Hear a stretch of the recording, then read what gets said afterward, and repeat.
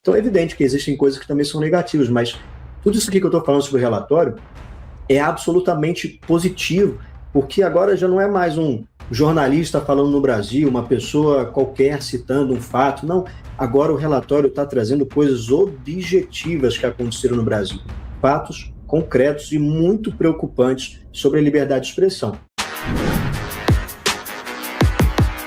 Olá, Edu Carvalho, melhor canal de corte do YouTube.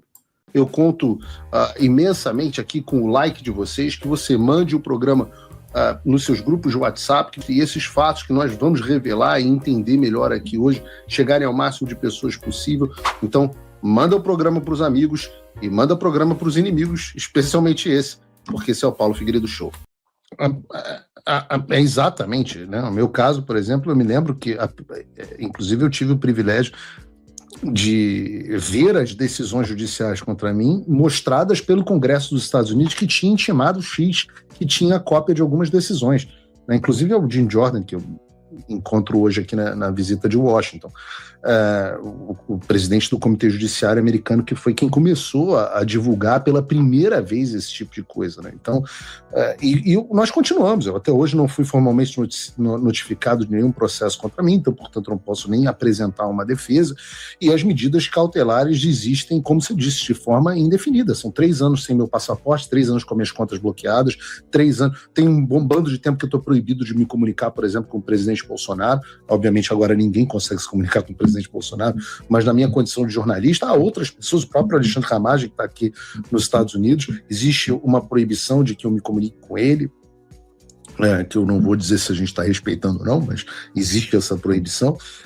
Existe proibição de que eu me comunique com outras pessoas e não há o próprio Felipe Martins, né? E não há prazo para que isso termine. Não há absolutamente prazo para que isso termine. A proibição ampla.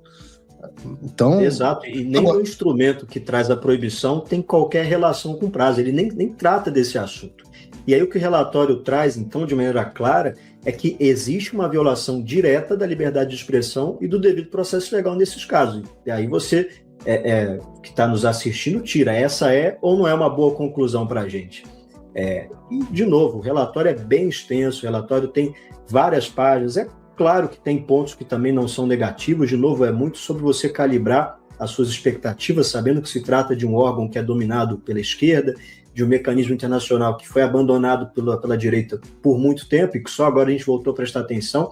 Então é evidente que existem coisas que também são negativas, mas tudo isso aqui que eu estou falando sobre o relatório é absolutamente positivo, porque agora já não é mais um jornalista falando no Brasil, uma pessoa qualquer citando um fato, não.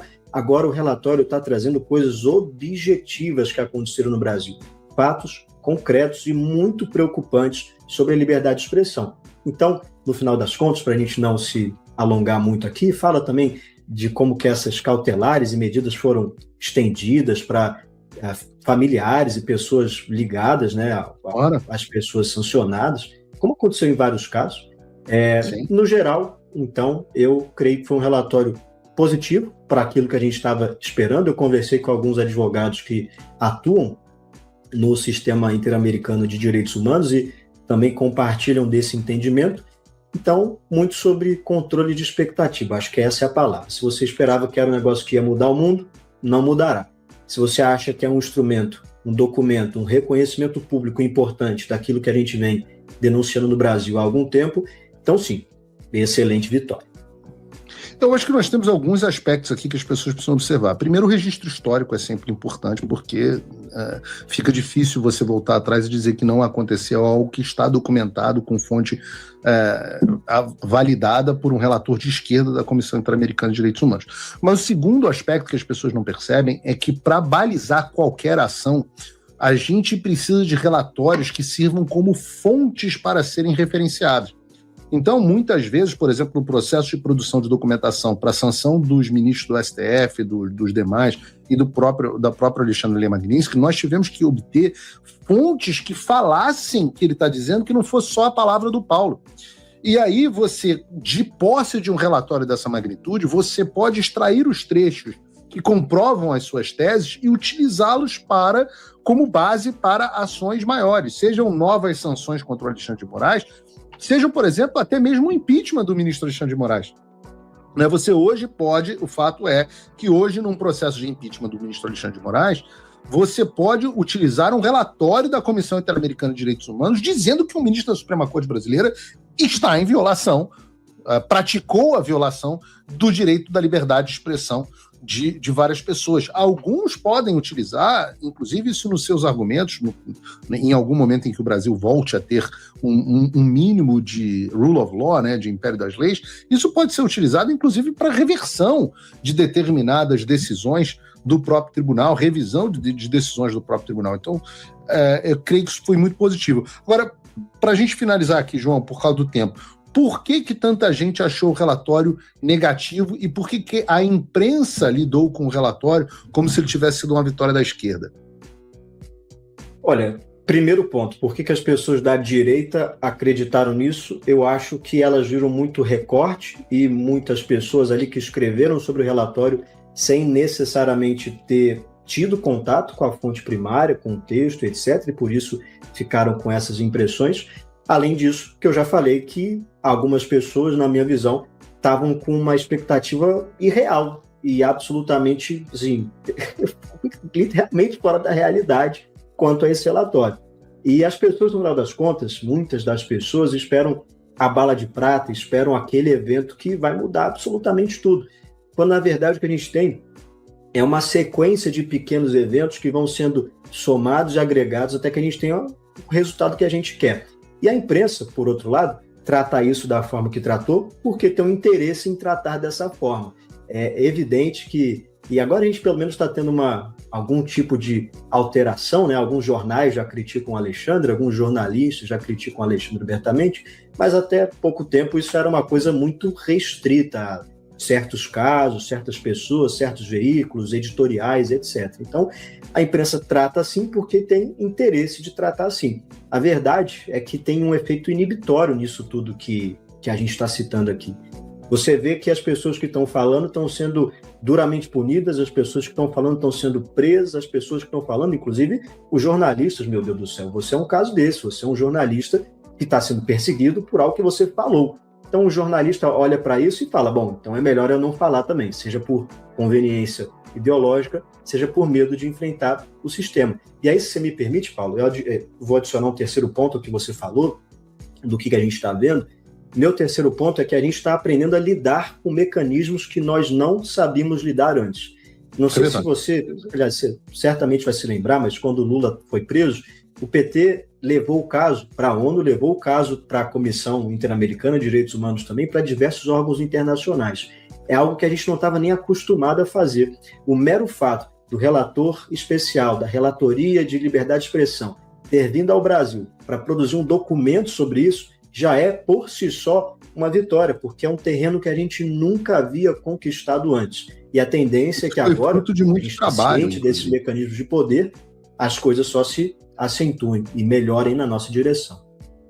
Isso foi fruto de muito trabalho, tá? Inclusive com menções aqui importantes a determinados deputados que, além da atuação do deputado Eduardo Bolsonaro, nesse caso foram vitais. Você teve a atuação muito forte do deputado Marcel Van Hatten, do Partido Novo, de quem eu gosto muito, deputada Bia Kicis, Gustavo Gayer, o próprio Deltan Dallagnol teve papel importante nessa história.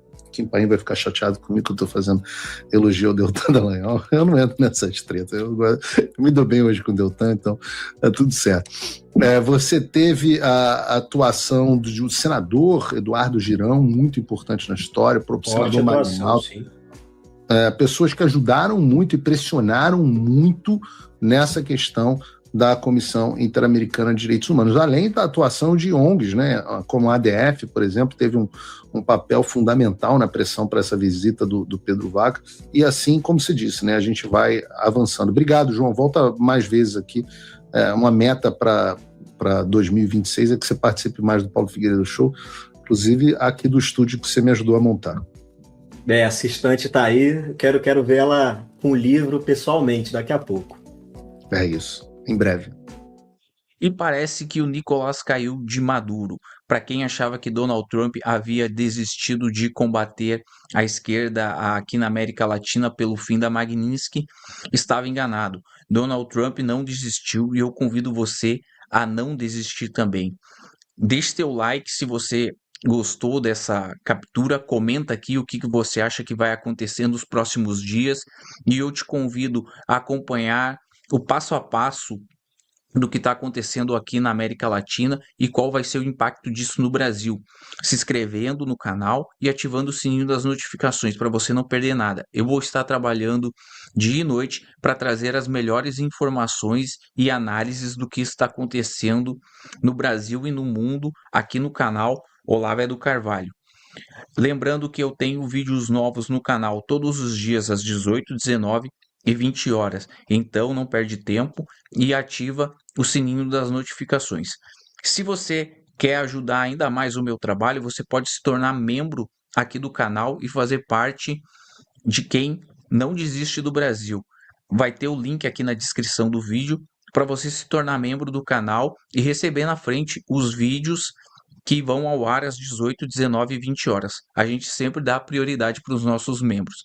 Já são mais de 300 membros aqui no canal e eu te convido a fazer parte. Então, deixe teu like. Muito obrigado por você ter acompanhado o vídeo até aqui e até a próxima.